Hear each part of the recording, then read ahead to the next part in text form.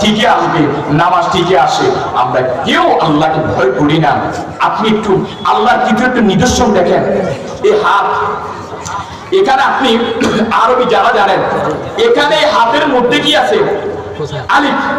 আপনি একটু চিন্তা করেন, সবাই একটু চিন্তা করেন, এখানে কি আছে? আলিফ।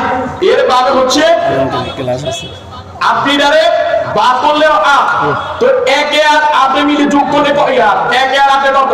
18। কত হয়? 1 × 2 = 18। এটারে যদি আপনি উল্টা করেন তাহলে কত হবে? 81। কত হবে? আপনি ডান হাত বাম হাত মিলাই দেখেন, এখানে এখানে 1, এরপরে আমরা মিলে কত হয়? 18। এটারে যদি আপনি উল্টা করেন 81। 81 আর 8 যদি যোগ করেন তাহলে কত হয়? 99। কত হয়? আল্লাহর নাম কত? আল্লাহর গুণবাচক নাম কত? 99টি। এবার আপনাকে আর একটা প্রশ্ন করি, এখানে আল্লাহর কতটা মর্যাদা, আল্লাহর কতটা পাওয়ার, আমার রাসূলের পাওয়ার কতটুকু? আপনি যদি এটাকে যদি উল্টা করেন তাহলে হবে 81। 81 আর 18 বিয়োগ করলে কত হয়? 63। কত হয়? নবীজির বয়স কত ছিল? এটা সুবহানাল্লাহ বলেন না, এটা মিলিয়ে দেখেন। আমাদের হাতের মধ্যে যে একটা গণনা করেন, কখনো নিজের বিচার করে দেখেছেন? শুধু খাইতেছে, ঘুমাইতে, চলতেছে, হ্যাঁ আমার কাজ চলতেছে, একটু নিজের হাতের বিচার করে দেখেন। আমার হাতের মধ্যে 1, এটা পাশে হলো 8, এটা আরবিতে লেখা আছে, এখানে আপনি যোগ করলে কত হয়? এখানে মিলা দেখলে 18 হয়, এখানে আপনি উল্টা করেন 81। 81 আর 18 কত? 99। আল্লাহর গুণবাচকের নাম, আল্লাহর নাম হচ্ছে 99টি। এবার আল্লাহর তো পাওয়ার আল্লাহ নিজে দেখাইছেন, এবার রাসূলের পাওয়ারটা দেখেন, রাসূলের পাওয়ারটা দেখেন। 81 এ যদি 18 মাইনাস করেন কত হয়? 63। 63। নবীদের বয়স কত ছিল? সুবহানাল্লাহ। বাবারা, অনেক সময় যখন আপনি দুনিয়াতে চলবেন একটু বেশি বেশি করে এই বিষয়গুলো চিন্তা ভাবনা করবেন, একটু চিন্তা ভাবনা করবেন। কারণ আমি নিজে চিন্তা করি, কতদিন আর দুনিয়া থাকবো? কতদিন? কোনো থাকতে পারবো না। সংসার সংসার হইরা হবে গো, করলি না বন্দেগি, তুই পাবে কাটা আইবি মনরে, কবরের জিন্দেগি ওরে জীবন গুনায় গুনায় গেল রে, ওরে জীবন গুনায় গুনায় গেল রে। ধন সম্পদের মা আয় পইরা গো, ডাকলে না মাওলা রে, কি জানি কি উপায় হবে গো, অন্ধকার কবরে ওরে জীবন গুনায় গুনায় গেল রে। কথা বলেন ঠিক কিনা? আপনি ধন সম্পদের মায়া পড়েছেন, ছেলের মায়া পড়েছেন, মেয়ের মায়া পড়েছেন, বাবার মায়া পড়েছেন, সবকিছু মায়া পড়েছেন। একটু নিজেকে কল্পনা করে, নিজেকে একটু চিন্তা করে ভাবেন, আজকে যখন মাহফিল শেষ হয়ে যাবে একটু চিন্তা করবেন, যখন ঘুমাবেন একটু চিন্তা করবেন, যখন ঘুমাবেন একটু চিন্তা করবেন, আমি যে দম করতেছি, আমি যে সম্পদ করে করতেছি, আমি যে বিশাল বিল্ডিং করতেছি, আরে আমার সন্তান তো বড় হবে, আমার মেয়ে বড় হবে, আমার বাবা থাকবে, আমার মা থাকবে, আমার পাড়া প্রতিবেশী থাকবে, আমি যে এত কিছু করি, যখন আমি দুনিয়া থেকে বিদায় নিব, যখন আমি দুনিয়া থেকে বিদায় নিব, আমি কি নিয়ে যাব? আমি কি নিয়ে যাব? আমার তো কিছু নেওয়ার নাই। মাত্র 1400 থেকে 1800 টাকা পর্যন্ত আপনার একটা সাদা কাপড়, এটা কোনো ব্র্যান্ডের না। আমরা যখন মার্কেট করতে যাই আমরা ব্র্যান্ডের কাপড় কিনি, আমরা বিভিন্ন ধরনের, যেটার দাম বিশাল, অনেক হাজার টাকা, অনেক হাজার টাকা, এটাকে চিন্তা করি। যখন আপনি কবরে যাবেন, যখন আপনি কবরে যাবেন, ওই কবরে যাওয়ার আগে আপনার যে পোশাক আছে, যে কাপড়ে কাপড়, 3 কান কাপড়, 3 কান কাপড়।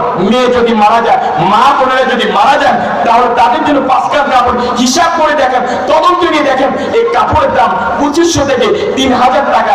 কোন ব্র্যান্ডের কাপড় না, সাদা কাপড়, সাদা কাপড়। এই সাদা কাপড়ে আপনাকে কাপড়ের প্যাকেট করে কবর নিয়ে আসবে, আপনার সাথে কোনো ধরনের সঙ্গ যাবে না। 1 বড়ি, 2 বড়ি, 3 করি, কোনো মা নিতে পারবে না। বা যে বাবা তার যে যত সম্পদ আছে, তার যে অর্থ আছে, এগুলো সে কিছু নিতে পারবে না, এগুলো সব থেকে যাবে, থেকে যাবে। এরে বাবা, এখন থেকে চিন্তা করেন, আসলে দুনিয়াটা মানুষের জন্য কিচ্ছু না, এটা আমাদের জন্য কিচ্ছু না। আমরা যতদিন এই দুনিয়াতে থাকবো, বেশি বেশি করে আল্লাহর ইবাদত করে, নবীর তরিকা, নবীর সুন্নাত দিয়ে, আহলে সুন্নাত ওয়াল জামাতের পথে আকীদা পোষণ করে, নিজের জীবনটাকে উজ্জ্বল করে আমরা এই দুনিয়া থেকে বিদায় নিতে চাই, বিদায় নিতে চাই। আল্লাহ তাআলা আমাদেরকে কবুল করেন, আল্লাহ তাআলা যাতে আমাদেরকে কবুল করেন, জোরে বলেন না সুবহানাল্লাহ। তাহলে আমরা এখন থেকে বেশি বেশি করে কি করব?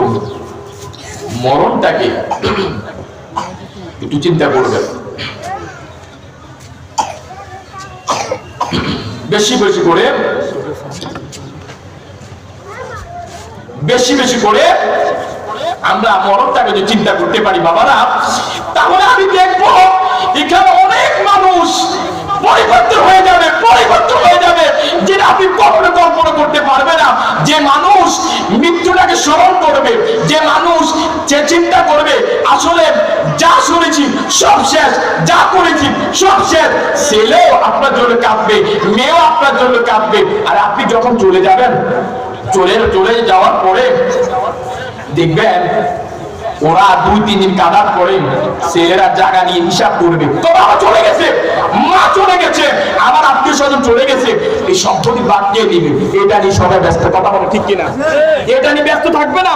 তা আপনি যে সন্তানকে মানুষ করেছেন, যে সন্তানকে এত কিছু করে দিয়ে গেছেন, আজকে সন্তান আপনার জন্য দোয়া করে না, আপনার জন্য দোয়া করে না।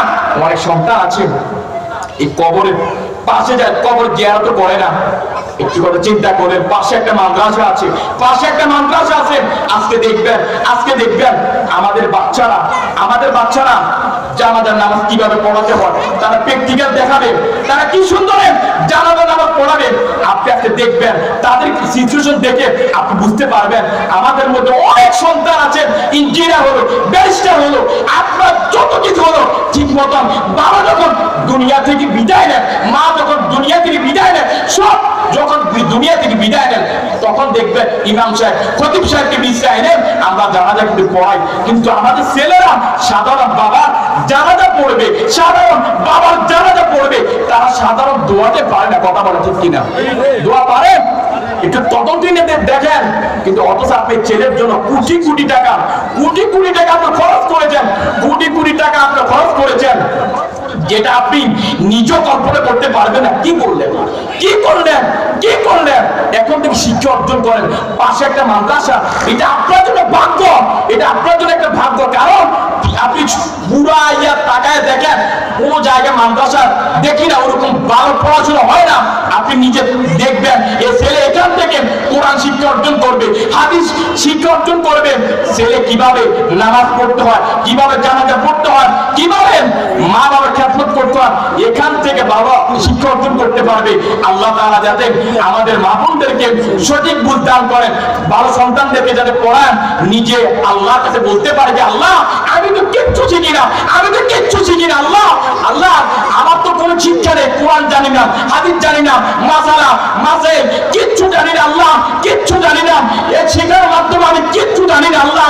কিন্তু আমার একটা ছেলে, আমার একটা আত্মীয়, আল্লাহ তাকে হাফেজে কোরআন বানাইছি, আল্লাহ তাকে আমি দিয়ে শিক্ষা অর্জন করাইছি, আল্লাহ আমি তো চলে যাচ্ছি, আল্লাহ তারাতে আমার একটা শিক্ষা অর্জন করেছি, তার উসিলা আমাকে জান্নাত দেন, তার উসিলা আল্লাহ আমাকে সুখের কারখানা দেন, আমাকে জান্নাতের বাগান দিয়ে দেন। আল্লাহ বলবেন কত তো সত্য, তখন এই হাদিয়া কাগজ দেখবে।